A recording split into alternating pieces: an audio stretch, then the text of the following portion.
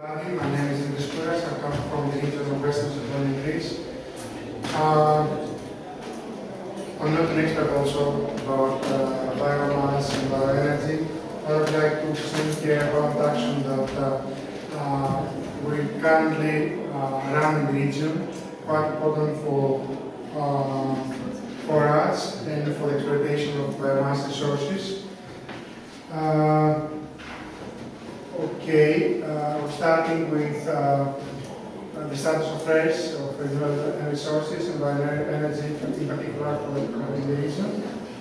Then we examine the farming potential in West Macedonia, and we will examine also the power production of Kadru, which is taking place currently in the region. Of course, in parallel, you will also see what is the energy mix of the region. And here we can see what are the main energy players in the region.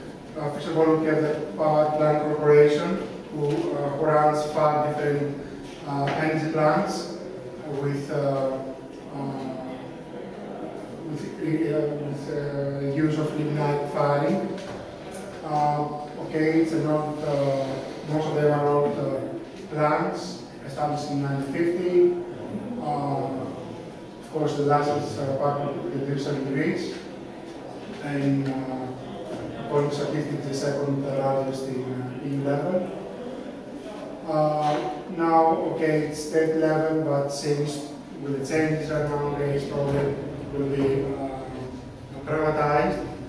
It's privatized about 50%, but now also another 50% will be provided to the private sector.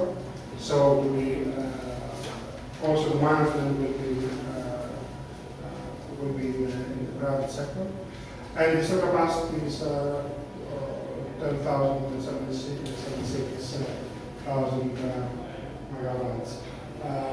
The district of solid fuels is located also in the region. It's the only institute working with biomass resources in Greece, and it's located in the region. And of course supports the public power operation in efficiency of lignite firing operations.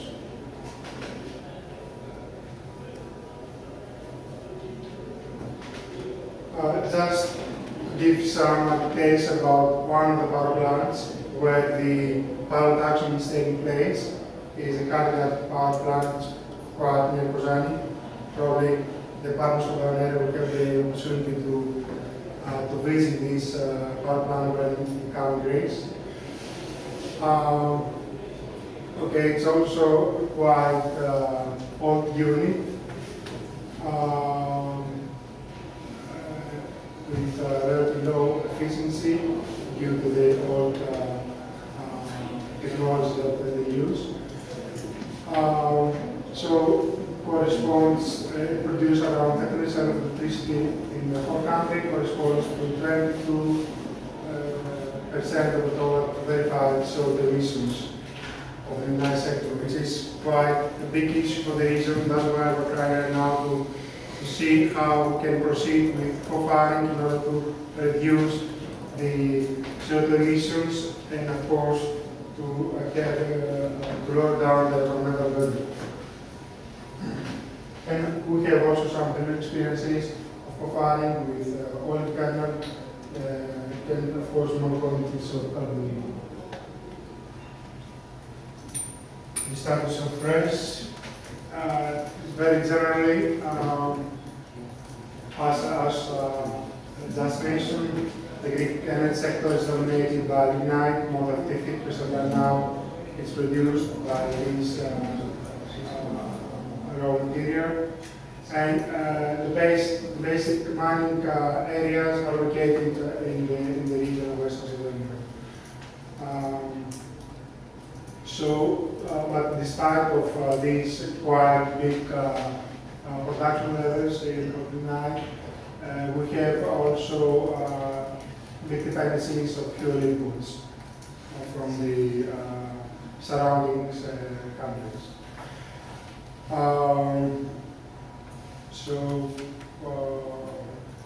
as I've told you, so the emissions are quite high, but the impact of the market price expected to be greater after 2013, when we're going to pay the cost of the fees for producing solar emissions.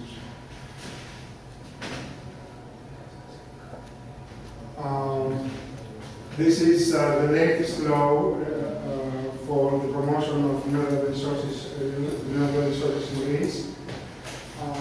It runs since June 2010, around a year now, and gives some good incentives for renewable energy sources, in particular biomass resources. You can see here the biomass plants below or equal to 1 megawatt established power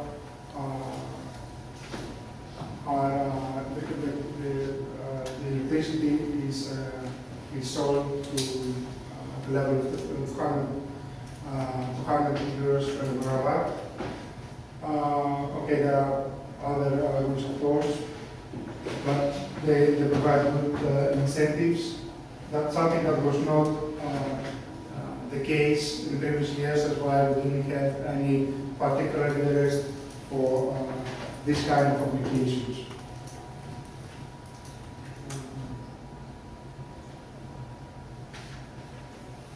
Go on. This is an overview of the basic biomass power plants in Greece. As you can see, mainly has to do with exploitation of natural gas or biogas coming from sewage-like treatment. In particular, quite big installations in Athens, Thessaloniki, and in big cities. Of course, there are also smaller units storing biomass from mainland and also from forestry biomass mainly, but with much smaller capacities. Right now in the region, we are planning to establish a quite big biomass power plant. It's going to run exclusively with biomass. But we didn't still solve the issue of supplying with raw material, and probably we are thinking to import raw materials from the surrounding countries, something that it seems quite difficult in terms of sustainability. Yes, there was important issues here. But if I could comment this, to import, let's say, wood pellets from South America or No, yes, but that is okay. Even if you look at the transport and so on. yes, So that it's not totally stupid if I say so. No, really, but it's much better to import from these countries that are really starving if you don't provide enough yourself. Mm-hmm. And wood pellets is so easy to transport, and of course you have to buy at least 50,000 tons at one moment, but that is... Yes, okay, we're talking about a need of at least 100,000. Yeah. Yes, they are thinking seriously, and they examine this issue. Probably they will proceed with that. But of course, we haven't still examined quite enough the possibilities of biomass production in Estonia, due to the fact of the lignite production right now. So here you can see what are the national renewable energy action plan for 2010, it's already done, 2014 and 2020. But as you can see, we give particular emphasis to the energy production from wind and photovoltaics. Wind because of the quite big dynamic in GNC in the north of the country. And of course, we have much more sun and shade. So let's go first about this particular project of Popeye. As we have seen already, the region is responsible for the biggest energy production in the country. Has this 4,400 megawatt installed capacity,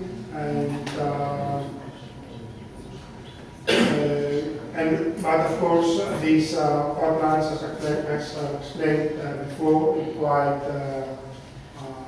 quite old chemical power plants. These power plants, of course, they're working more than 9,000 employees in the production and in the ignite and the mining activity. And of course, this is the biggest activity, the biggest part of the activity in the region. So the top 5% of the regional GDP. And we should also think many companies that supply with maintenance and different kind of materials to the power plant operation there. Of course, we are also an agricultural region. We use many different kind of projects because of the characteristics of the region and the availability of water resources. But still, the energy sector is dominant.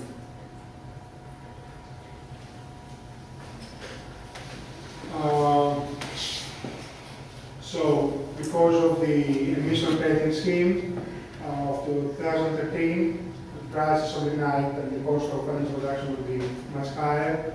So, the power plant corporation thinks alternative ways to reduce this emission trading scheme.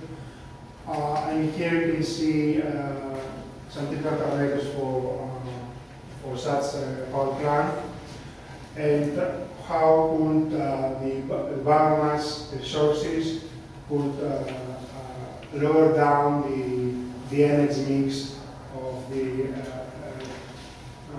power production. These according to estimations, the agricultural residue is estimated around 43 megawatts in regional level for electricity, but right now I can say just few of this energy, this biomass availability is used. So, and the many regions is the lack of mechanization, as you have seen in Trento, or you can take some good ideas from them. We don't have good supply chains, and of course, we're talking about agricultural residues. There are also other kind of uses. We estimate that the break-even biomass price will be 51 euros per ton, without feed tariff, 157 euros per ton for with the tariff. So here we have the main installed capacity of the power plants in the region, and the million of tons of consumption and the emissions. As we see, the levels are quite high, but I would like to go to the power production based on carbon. So recently, the prefecture of Fernand initiated a program for cultivation of carbon, the Sinara carducidus. It's hard to spell it. And the program was realized through Regional Development Fund in the years 2009 and 2010. The cultivation cost subsidized with 1,000 euros per hectare for the first and second year. And we had a participation of 60 farmers with total elevation level reached at 400 acres.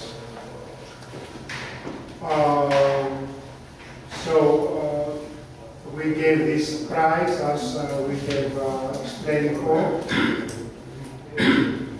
But at least for the first year we had some problems. We didn't cut the yield per hectare as we supposed to cut, so we were quite lower in production levels. But we hope that for the second year these levels of production will be about 10 tons per hectare. So, okay, you can see what are the yields production per different energy plant.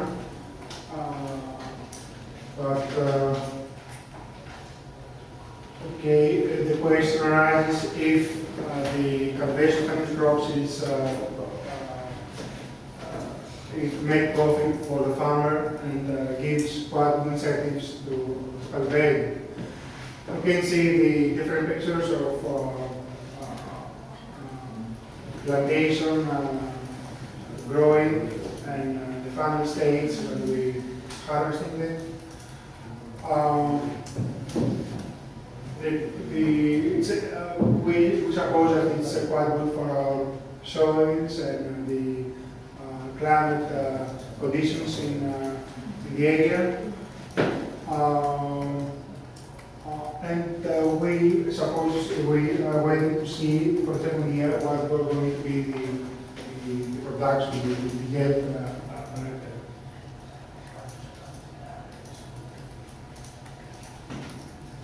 So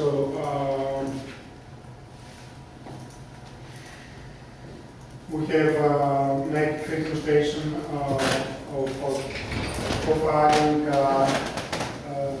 last October. The profiling was about 9% of thermal share. Okay, there was a joint partnership who made the investigation, demonstration of this action, of this profiling. And of course, they made some very specific measurements to see if the whole action is sustainable and good for they can catch the results that they expect. So the power plant area, the plantation was surrounding the power plant area in order not to get a cost of transferring the harvesting plant. So you can see we have the plantation in a distance of 30, diameter of 30 kilometers around. And you can see here the phases of actually harvesting of cardamom. And here the mixing processes with lignite.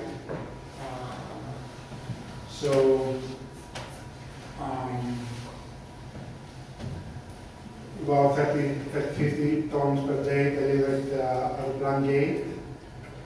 Sortation made by trucks, and as I have told you, the distance was quite near, 25 to 30 kilometers. This is the cardamom delivered. There is some headlights of the project in the national press.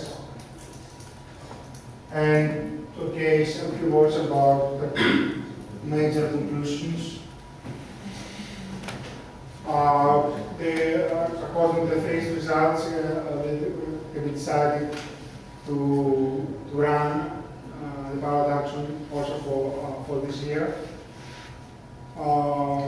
So there will be demonstration again in this autumn. Probably we can arrange to meet at the time, so to be there at the demonstration process. So there are discussions for expanding the cultivation to 5,000 hectares. And of course there are parallel investigation of agricultural resources availability in mostly regional levels, but also the possibility to transfer biomass resources from other regions.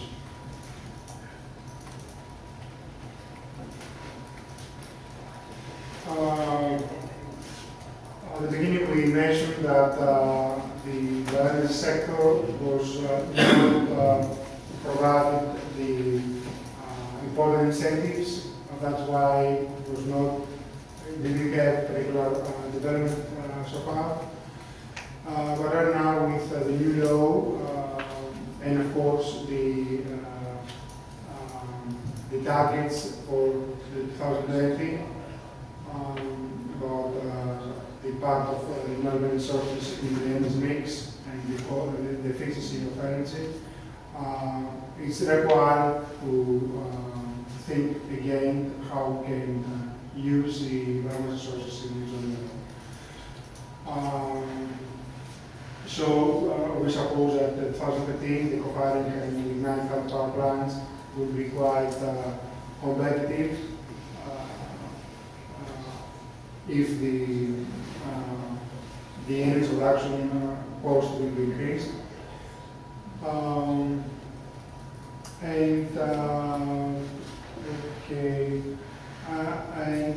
Of course it's quite preferable because we don't need new installations, we have the power plant there, so there is no any particular need for extra investments, of course in these current economic conditions. And of course it's a cost-effective way of passing digital development.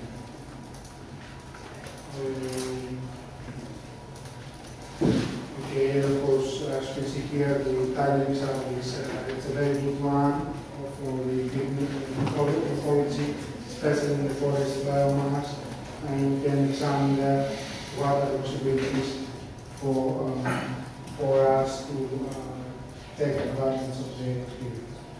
So that's all. Few more questions.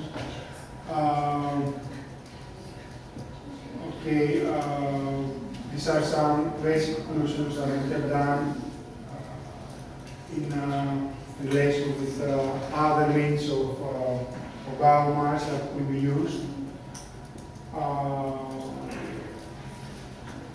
As in order to reach the target set at regional level and to have a transition from the ignited economy to bioenergy economy. And of course, in the long term, after after a specific period of time that need the transition to take place. So that's was all. If you have any questions about this project,